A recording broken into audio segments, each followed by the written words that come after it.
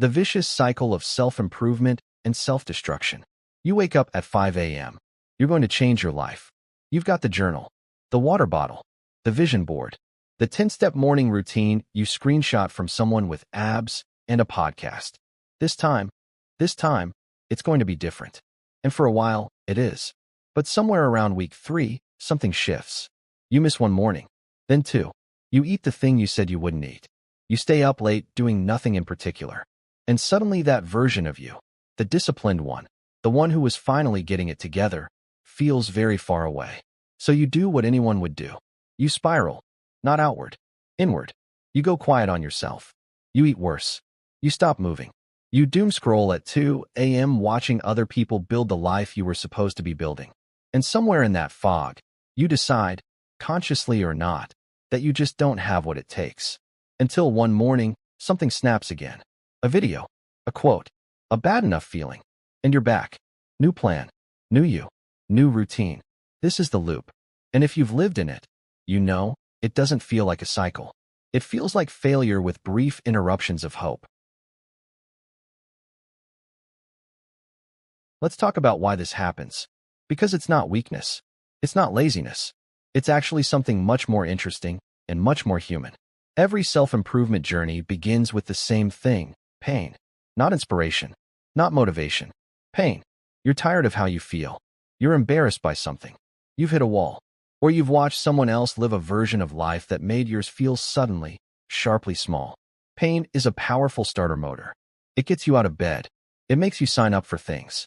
It gives you that burning clarity at 11 p.m. when you write 3 pages of goals and genuinely believe, with your whole chest, that your life is about to change. The problem is, pain fades. Not because things are better, but because humans are adaptation machines. We get used to discomfort. We normalize it. And when the pain that launched us dulls, the fuel runs out, and we coast. And then we stop. This is why most transformations don't fail at the hard part. They fail in the middle. In the ordinary Tuesday, when nothing is terrible enough to push you and nothing is good enough yet to pull you.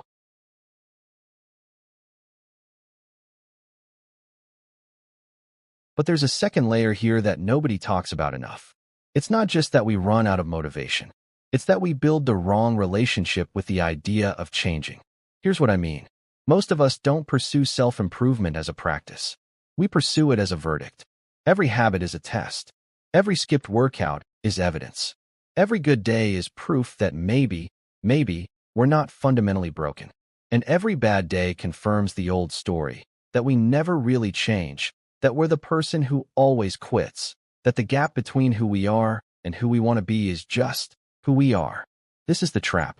Because now self-improvement isn't a tool. It's a mirror.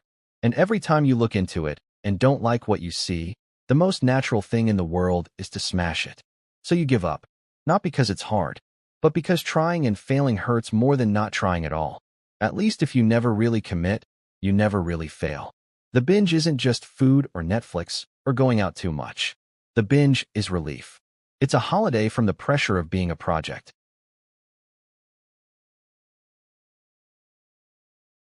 Let's name the self-destruction phase clearly, because we dance around it. This is the part where, after the collapse of a routine, a diet, a streak, a plan, we don't just stop. We overshoot in the other direction. We don't just skip the gym. We mock people who go to the gym. We don't just eat the cake. We eat the cake and feel righteous about it. We don't just rest. We disappear into a version of ourselves that is actively hostile to growth. Why? Because the self that was trying to improve feels like a threat.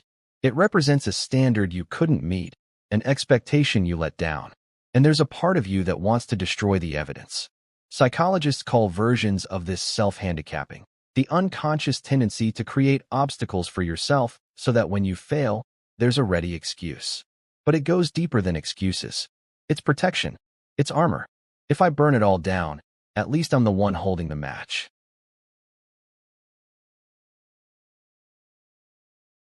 Here's the cruel part.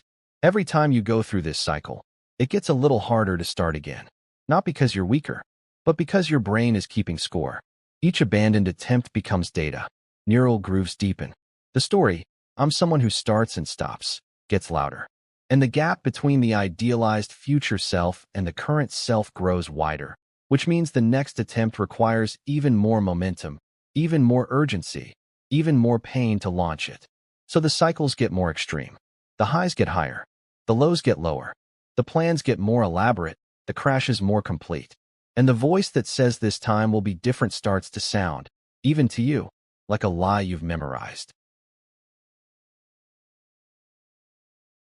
So what do you do? I'm not going to give you a 5-step system, because systems are part of the problem, or at least, our relationship to them is. What actually breaks the loop isn't more discipline. It isn't the right morning routine. It isn't finding the right guru or the right program or the right version of yourself to aspire toward. What breaks the loop is changing the question. Most of us are asking, how do I become a better person? The question that actually helps is, who am I when no one, including me, is watching and grading? Because here's what I've found, and what the research keeps pointing to. Sustainable change doesn't come from becoming someone new.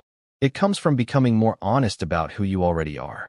Not flattering yourself, not letting yourself off the hook, but actually seeing yourself clearly, the patterns, the fears, the things that trigger the spiral, without immediately turning that seeing into a verdict.